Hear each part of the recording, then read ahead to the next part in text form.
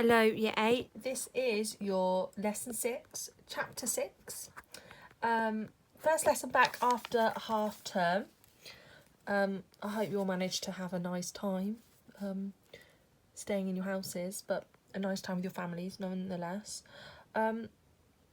So, title today, Animal Farm, Chapter 6.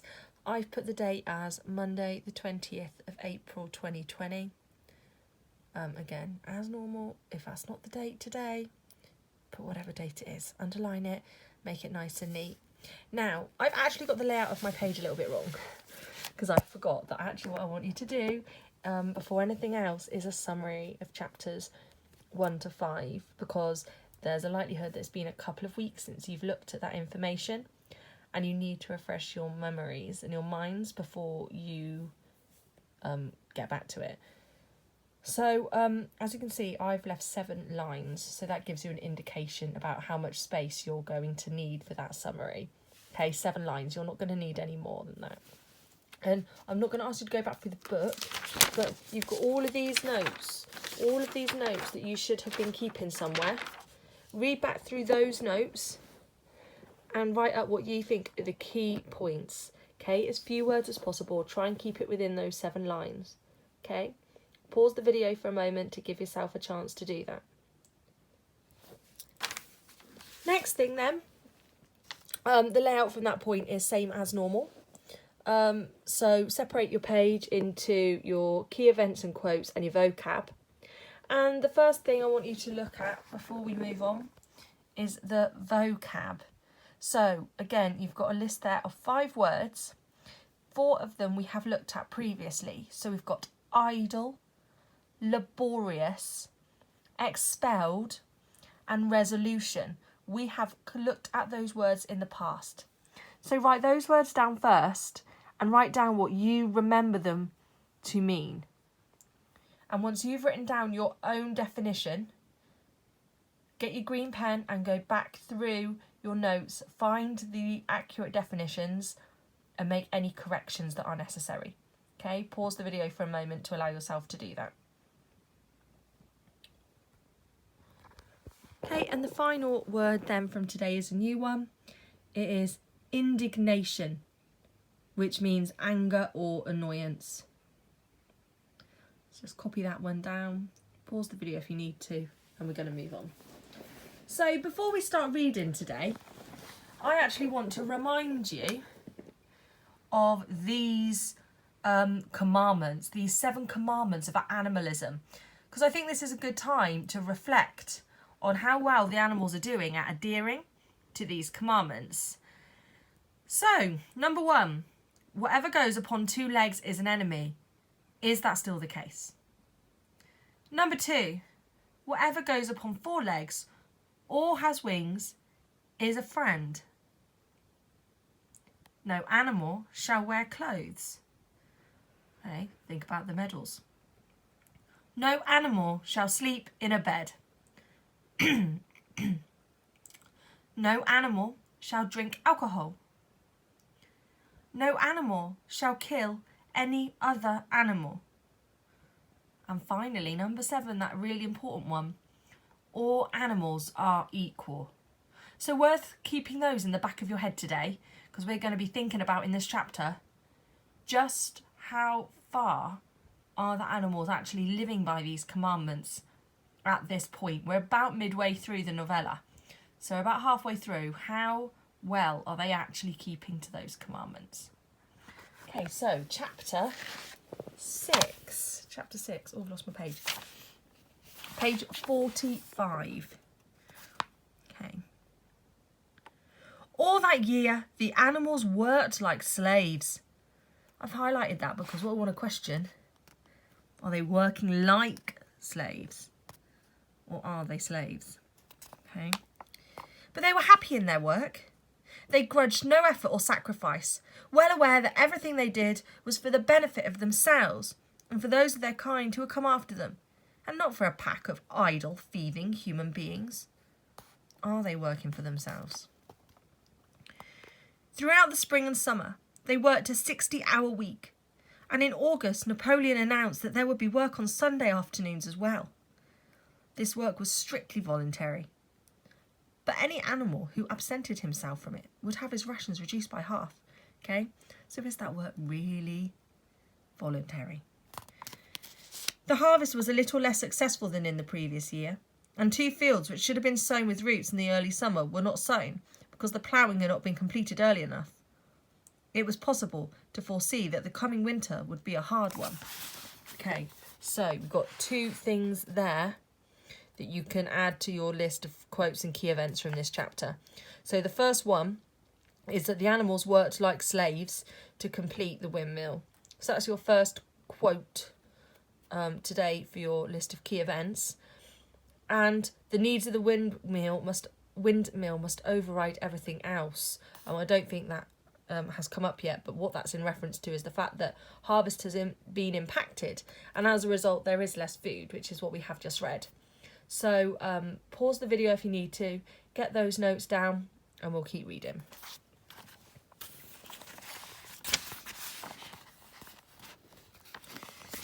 The windmill presented unexpected difficulties. There was a good quarry of limestone on the farm, and plenty of sand and cement had been found in one of the outhouses, so that all the materials for building were at hand. But the problem the animals could not at first solve was how to break up the stone into pieces of suitable size. There seemed no way of doing this except with picks and crowbars, which no animal could use, because no animal could stand on his hind legs. Only after weeks of vain effort did the right idea occur to somebody, namely, to utilise the force of gravity. Huge boulders, far too big to be used as they were lying all over the bed of the quarry. The animals lashed ropes around these, and then all together, cows, horses, sheep, any animals that could lay hold of the rope, even the pigs sometimes joined in at critical moments, they dragged them with desperate slowness up the slope to the top of the quarry, where they were toppled over the edge to shatter the pieces below. Okay, that little embedded clause there, even the pigs sometimes joined in at critical moments, that highlights how little work the pigs are likely to be doing, that's an anomaly. That's proof of how hard this task was, that even the pigs got involved. Transporting the stone, when it was once broken and was comparatively simple. The horses carried it off in cartloads.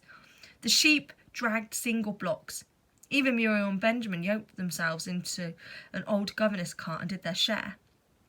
By late summer, a sufficient store of stone had accumulated, and then the building began, under the superintendence of the pig. So superintendence means management, but think about the connotations of that word. Where do you hear the word superintendent? Okay, I think it's like policing, it's the policing of the pigs. But it was a slow, laborious process. Frequently, it took a whole day of exhausting effort to drag a single boulder to the top of the quarry, and sometimes, when it was pushed over the edge, it failed to break. Nothing could have been achieved without Boxer, whose strength seemed equal to that of all the rest of the animals put together. When the boulder began to slip and the animals cried out in despair at finding themselves dragged down the hill, it was always Boxer who strained himself against the rope and brought the boulder to a stop. To see him toiling up in the slope inch by inch, his breath coming fast, the tips of his hooves crawling at the ground, and his great sides matted with sweat, filled everyone with admiration. Clover warned him sometimes to be careful not to overstrain himself, but Boxer would never listen to her. His 2 slogans, "I will work harder" and "Napoleon is always right," seemed to him a sufficient answer to all problems. He made arrangements with the cockerel to call him 3/4 of an hour earlier in the mornings instead of half an hour. And in his spare moments, of which there were not many nowadays, he would go alone to the quarry, collect a load of broken stone, and drag it down to the side of the windmill unassisted. The animals were not badly off throughout the summer, in spite of the hardness of their work. If they had no more food than they had had in James's day, at least they did not have less. The advantage of only having to feed themselves and not having to support 5 extravagant human beings as well was so great that it would have taken a lot of failures to outweigh it. And in many ways, the animal method of doing things was more efficient and saved labour. Such jobs as weeding, for instance, could be done with a thoroughness impossible to human beings. And again, Since no animal now stole, it was unnecessary to fence off pasture from arable land, which saved a lot of labour on the upkeep of hedges and gates. Nevertheless, as the summer wore on, various unseen shortages began to make themselves felt. There was need of paraffin oil, nails, string, dog biscuits, and iron for the horses' shoes, none of which could be produced on the farm. Later, there would also be a need for seeds and artificial manures, beside various tools, and finally, the machinery for the windmill. How these were to be procured, no one was able to imagine. One Sunday morning, when the animals assembled to receive their orders, Napoleon announced that he had decided upon a new policy. From now onwards, Animal Farm would engage in trade with the neighbouring farms. Okay, now think back, I think maybe chapter 2, when they resolved never to engage in trade. It was a human trait. Not, of course, for any commercial purposes, but simply in order to obtain certain materials which were urgently necessary. The needs of the windmill must override everything else, he said.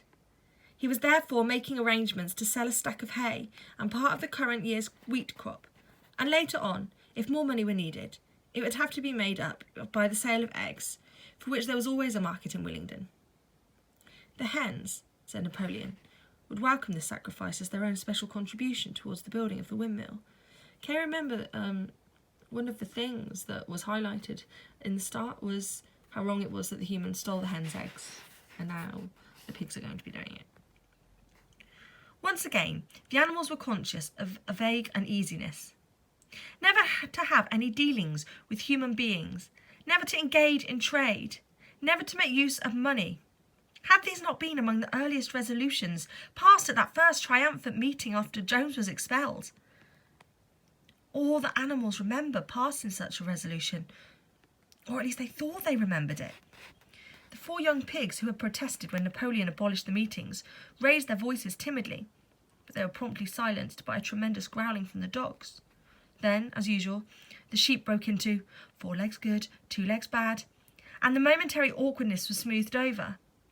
Finally, Napoleon raised his trotter for silence and announced that he had already made all the arrangements. There would be no need for any of the animals to come into contact with human beings, which would clearly be most undesirable. He intended to take the whole burden upon his own shoulders. And Mr. Whymper, a solicitor living in Willingdon, had agreed to act as an intermediary between Animal Farm and the outside world, and would visit the farm every Monday morning to receive his instructions. Right, okay. Whatever goes upon 2 legs is an enemy. So, not only are they now engaging in trade, but they rely on a human in order to do so. So, is that treating this human as an enemy or an ally? Okay. Napoleon ended his speech with his usual cry of "Long live Animal Farm," and after the singing of Beasts of England, the animals were dismissed. Afterwards, Squealer made a round of the farm and set the animals' minds at rest. He assured them that the resolution against engaging in trade and using money had never been passed, or even suggested. It was pure imagination, probably traceable in the beginning to lies circulated by Snowball. A few animals still felt faintly doubtful, but Squealer asked them shrewdly, "Are you certain that this is not something that you have dreamed, comrades? Have you any record of such a resolution? Is it written down anywhere?" And since it was certainly true that nothing of the kind existed in writing, the animals were satisfied that they had been mistaken. Okay, so they've managed to convince the animals that it was in their heads because they all imagined the same thing. But I think that's the thing, and that's the way these people work, that if you're told something enough, you can be brainwashed, and that's what is happening. That is what Squealer is doing. And if they can't be brainwashed, then he convinces them that it must be a lie from Snowball, uses that figure of that enemy figure to attribute the origins to. So, every Monday, Mr. Whymper visited the farm as had been arranged. He was a sly-looking little man with side whiskers, a solicitor in a very small way of business, but sharp enough to have realised earlier than anyone else that Animal Farm would need a broker and that the commissions would be worth having. The animals watched his coming and going with a kind of dread and avoided him as much as possible. Nevertheless, the sight of Napoleon on all fours, delivering orders to a Whymper who stood on 2 legs, roused their pride and partly reconciled them to the new arrangement. Okay, they settle, they come to accept it. Their relations with the human race were now not quite the same as they had been before.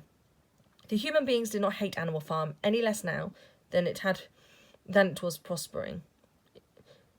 The human beings, did not hate Animal Farm any less now that it was prospering. Indeed, they hated it more than ever.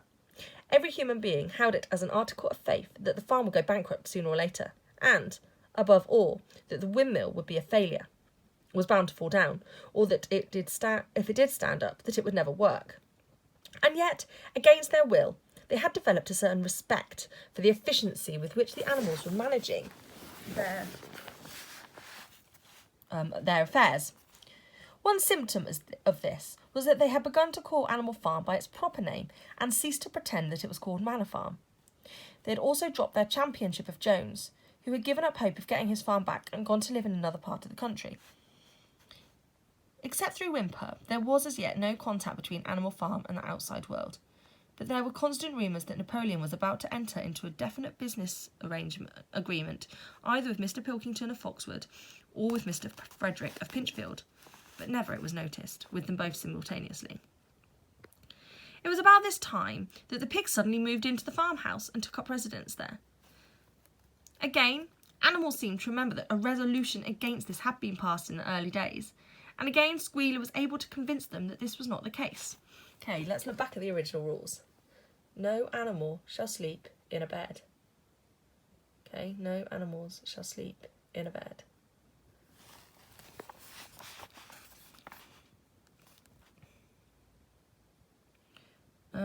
So, a resolution against this had been passed in the early days, and again, Squealer was able to convince them that this was not the case. It was absolutely necessary, he said, that the pigs, who were the brains of the farm, should have a quiet place to work in. It was also more suited to the dignity of the leader, for of late he had taken to speaking of Napoleon under the title leader, to live in a house rather than a mere sty. Okay, so if Napoleon's the leader, what's happened to all animals are equal?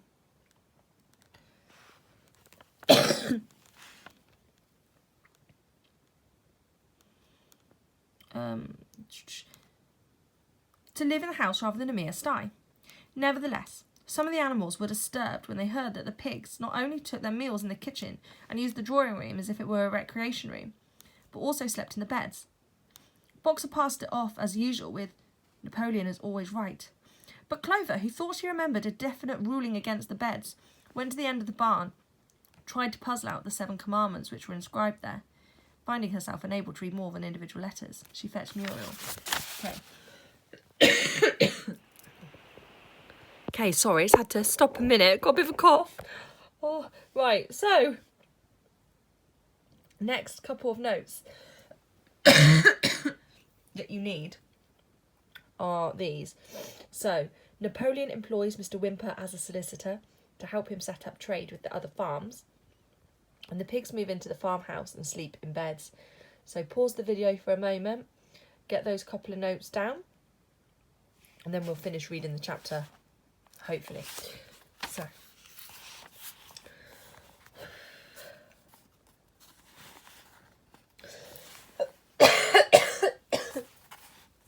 sorry. Right, let's try.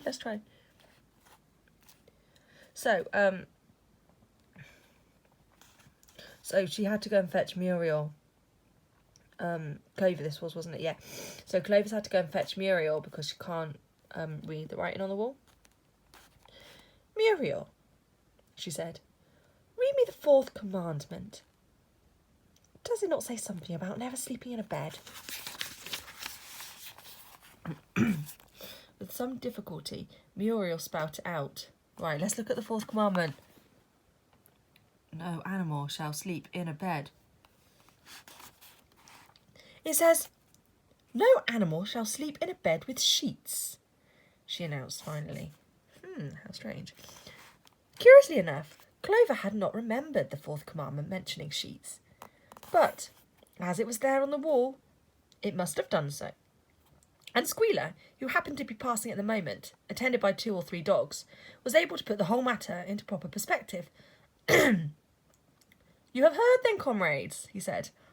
"The wee pigs now sleep in the beds of the farmhouse. And why not? You do not suppose, surely, that there was ever a ruling against beds? A pig merely needs..." Sorry guys, the struggle is real today. Right, I'm going to go back and try again. "So, you've heard then, comrades," he said. The wee pigs now sleep in the beds of the farmhouse. And why not? You did not suppose, surely, that there was ever a ruling against beds? A bed merely means a place to sleep in. A pile of straw in a stall is a bed, properly regarded. The rule was against sheets, which are a human invention. We have removed the sheets from the farmhouse beds and sleep between blankets. And very comfortable beds they are too, but not more comfortable than we need, I can tell you, comrades, with all the brain work we have to do nowadays. You would not rob us of our repose, would you, comrades? So repose is rest. You would not have us too tired to carry out our duties. Surely none of you wishes to see Jones back. So still using that threat of Jones. The animals reassured him on this point immediately, and no more was said about the pigs sleeping in the farmhouse beds. And when, some days afterwards, it was announced that from now on pigs would get up an hour later in the mornings than the other animals, no complaint was made about that either. By the autumn, the animals were tired but happy. They'd had a hard year, and after the sale of part of the hay and corn, the stores of food for the winter were none too plentiful. But the windmill compensated for everything. It was almost half built now. After the harvest, there was a stretch of clear, dry weather, and the animals toiled harder than ever, thinking it would be worth it to plod to and fro all day with blocks of stone, as if by doing so they could raise the walls another foot. Boxer would even come out at nights and work for an hour or 2 on his own by the light of the harvest moon. In their spare moments, the animals would walk around and round the half-finished mill, admiring the strength and perpendicularity of the walls, and marvelling that they should ever have been able to build something so imposing. So the perpendicularity, it means that they're like perfect 90-degree angles, so just the precision with which they've succeeded in building the windmill. Only old Benjamin refused to grow enthusiastic about the windmill, though, as usual, he would utter nothing beyond the cryptic remarks that donkeys live a long time. November came with raging southwest winds. Building had to stop because it was now too wet to mix the cement. Finally, there came a night when a gale was so violent that the farm buildings rocked to their foundations, and several tiles were blown off the roof of the barn. The hens woke up, squawking with terror, because they had all dreamed simultaneously of hearing a gun go off in the distance. In the morning, the animals came out of their stalls to find that the flagstones had been blown down, and an elm tree at the foot of the orchard had been plucked up like a radish. They just noticed this when a cry of despair broke out from every animal's throat. A terrible sight had met their eyes. The windmill was in ruins. With one accord, they dashed down to the spot. Napoleon, who seldom moved out of a walk, raced ahead of them all. Yes, there it lay, the fruit of all their struggles, levelled to its foundations. The stones they had broken and carried so laboriously, scattered all around. Unable at first to speak, they stood gazing mournfully at the litter of fallen stone. Napoleon paced to and fro in silence, occasionally snuffing at the ground. His tail had grown rigid and twitched sharply from side to side, a sign that he was in intense mental activity. Suddenly he halted as though his mind were made up. "Comrades," he said quietly, "do you know who is responsible for this? Do you know the enemy who has come in the night and overthrown our windmill? Snowball," he suddenly roared in a voice of thunder. "Snowball has done this thing!" In sheer malignity, so that's cruel behaviour. "Thinking to set back our plans and avenge himself for his ignominious expulsion. This traitor has crept here under the cover of night and destroyed our work of nearly a year. Comrades, here and now I pronounce the death sentence upon Snowball. No animal shall kill another animal.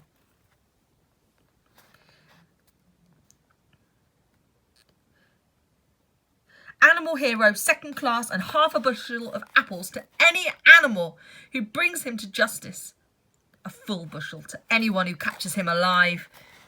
The animals were shocked beyond measure to learn that even Snowball could be guilty of such an action. There was a cry of indignation, and everyone began thinking out ways of catching Snowball if he should ever come back. Almost immediately, the footprints of a pig were discovered in the grass at a little distance from the knoll. Remember that knoll, a little hill?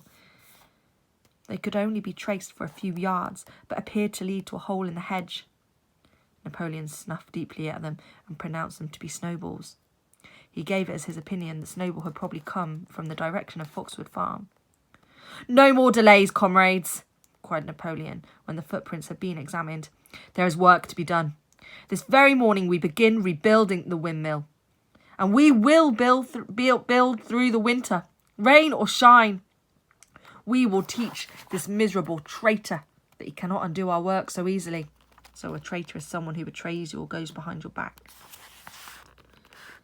Remember, comrades, there must be no alteration in our plans. They shall be carried out to the day. Forward, comrades! Long live the windmill! Long live Animal Farm! Okay. So final notes for that chapter. You've got Napoleon. So the windmill is destroyed during a violent storm. And it's really clear about that. It is destroyed in a storm. It isn't destroyed by Snowball at all. But Napoleon then manages to convince all the animals that Snowball is responsible for the destruction of the windmill, because now he's got a chance to get them all to go after Snowball and kill him. In like a further show of his power. So again, it's about how this tyrant, this tyrannical leader, is altering the truth to fit his own agenda. Like I say, it was very clear that it was the storm that destroyed the windmill, not Snowball. Okay, remember after this, do your little chapter quiz. That will be linked in ePraise with the answers, green pen, when you have finished, and there will be a couple of extra tasks on there as well if you would like. Okay, bye.